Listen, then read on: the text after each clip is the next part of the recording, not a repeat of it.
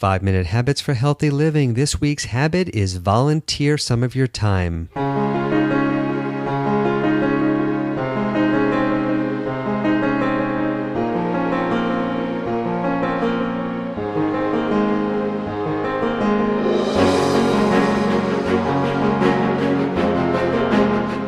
Hello, this is Dr. Brian Morris, and welcome to 5-Minute Habits for Healthy Living, where you will learn the tools to practice a healthy lifestyle 5 minutes at a time.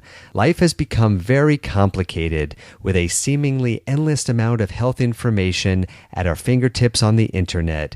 How do you know what to believe and what not to believe? In these podcast episodes, I will sort through the maze of health information and distill it into easy to digest, time-tested, evidence-based practical strategies for optimal health. I've been practicing internal medicine for 20 years. I went to medical school at Johns Hopkins. I trained at Yale, and I previously held a teaching position at Harvard Medical School. I currently practice medicine and hold a teaching appointment at UCLA Medical School here in Los Angeles, where I teach these tools and these strategies to medical students, house staff, doctors, and of course, to my patients. Before we get to this week's habit, I'd like to remind you that the information contained in this podcast and at 5minutemd.com is intended solely for educational purposes and should not be used to diagnose, treat, or prevent any health condition or illness. This information may not apply to a specific health situation and is not a substitute for medical care by a qualified, licensed, board-certified healthcare professional. Please consult with your healthcare provider before implementing any of the ideas in this podcast or making any changes in your healthcare regimen. This week's habit is called Volunteer Your Time. This habit is distinct from the other habits that focus mostly on our personal habits. This habit, though, has to do with how we interact with the world, how we interact with others. In particular, volunteering our time and energy for no other reason other than helping others. There's something incredibly rewarding and inspiring to simply help other people, some of whom we may not even know. One study found that people who volunteer each week live longer and have less heart disease. How often and for how much time should you spend volunteering? The research seems to suggest a minimum of 2 hours per week or 100 hours per year.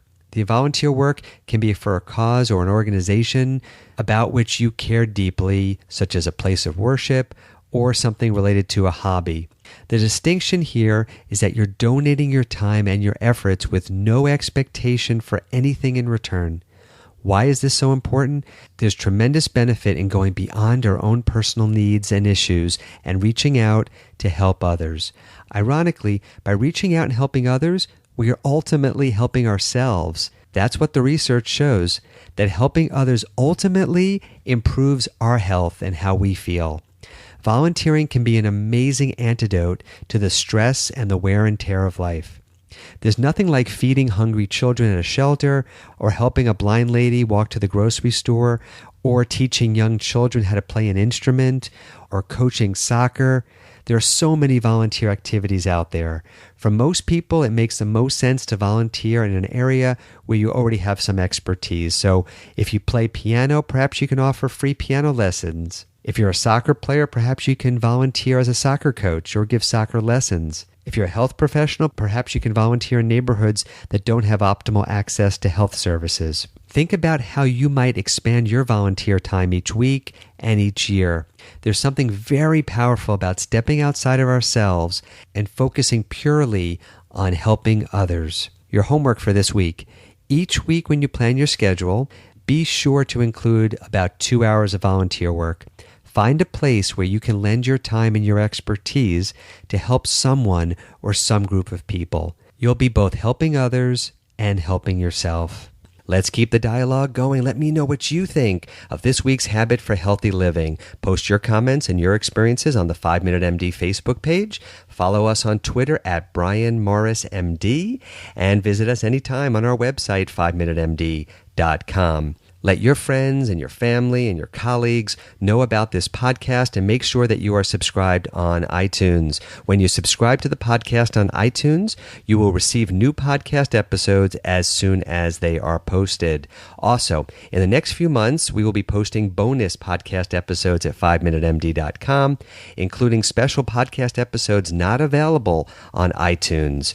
And if you're finding the information on this podcast helpful, we would really appreciate it if you would take a moment and stop by iTunes and leave us a review.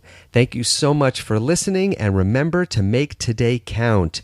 I will see you at the next 5.